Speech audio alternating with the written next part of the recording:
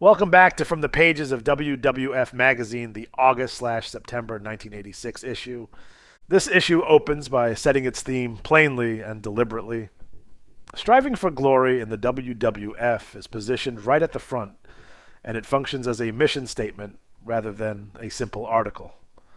The language frames the World Wrestling Federation as a proving ground, a place where ambition is not optional but required.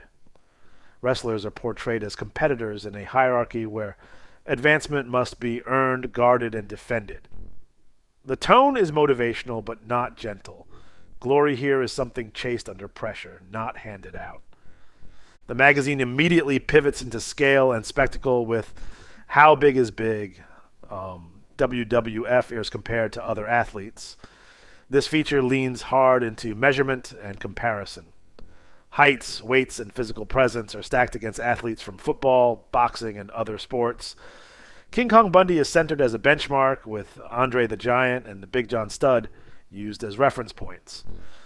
The writing emphasizes that WWF size is not merely about numbers, but about intimidation, visibility, and inevitability.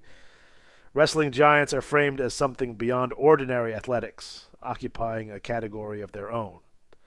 From size, the issue transitions into technique with martial arts. Secrets of the Orient Unleashed. This feature broadens the conversation, examining how Eastern fighting disciplines influence professional wrestling. The language treats martial arts with reverence, emphasizing discipline, philosophy, and control. Techniques are discussed not as gimmicks, but as systems of thought. Wrestling is positioned as a sponge, absorbing elements from global combat traditions and reshaping them for the ring.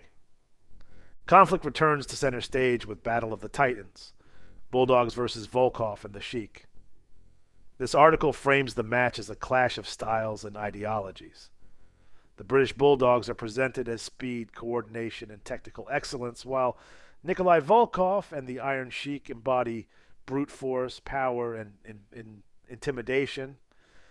The writing focuses on tag team psychology, timing, and the danger inherent in mismatched styles.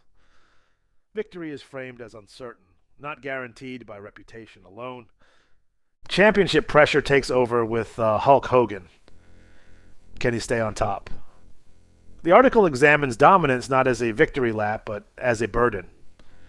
Hogan is portrayed as a champion constantly under siege, surrounded by challengers waiting for a moment of weakness. The tone is reflective rather than triumphant, asking whether popularity and strength can hold indefinitely in an environment built on ambition and rivalry. The issue then steps back to examine influence with Stars of the Stars. Do the stars influence wrestlers' actions? This feature explores celebrity culture and its bleed into wrestling.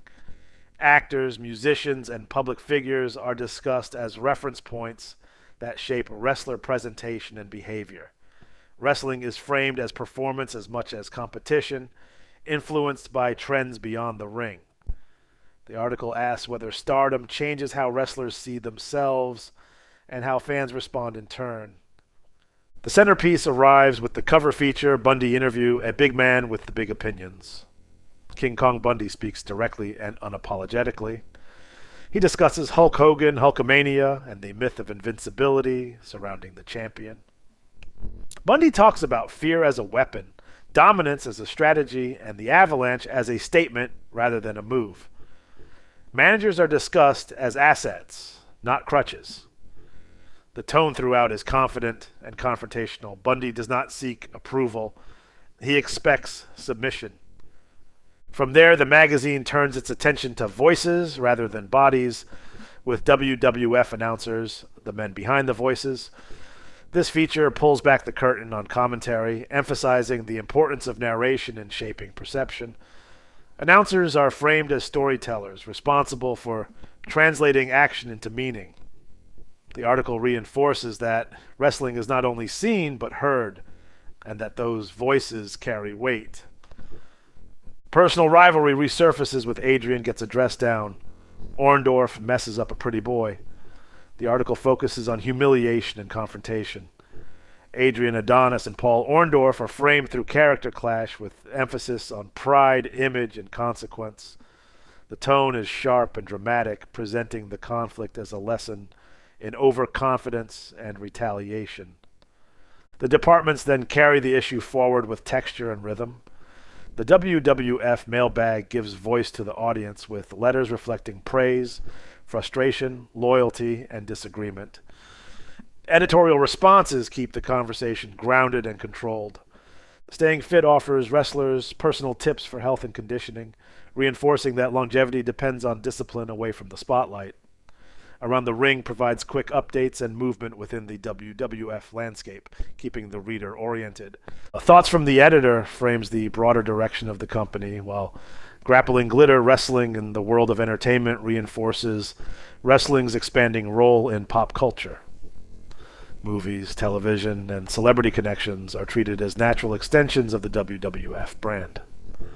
Foreign Affairs, WWF Overseas, written by James Troy, expands the lens internationally, discussing overseas tours and global growth. Wrestling is framed as exportable spectacle, capable of crossing borders while maintaining identity. The evaluative tone continues with best and worst, weighing recent moments with equal parts praise and critique. Words That Have Been Eaten revisits past statements, holding wrestlers accountable to their own declarations. The WWF wrap-up consolidates ongoing developments into a cohesive snapshot of the company's momentum. Personality returns in Poffo's poetry, where verse becomes commentary, and humor takes the stage in Fanny Takes Pen in Hand. Headlocks delivers quick opinion hits, and WWF Puzzles and Games closes the loop with interactive content, reminding the reader that wrestling fandom is participatory as well as observational. This issue of WWF Magazine does not rush. It layers ambition, size, technique, rivalry, celebrity, and reflection into a single package.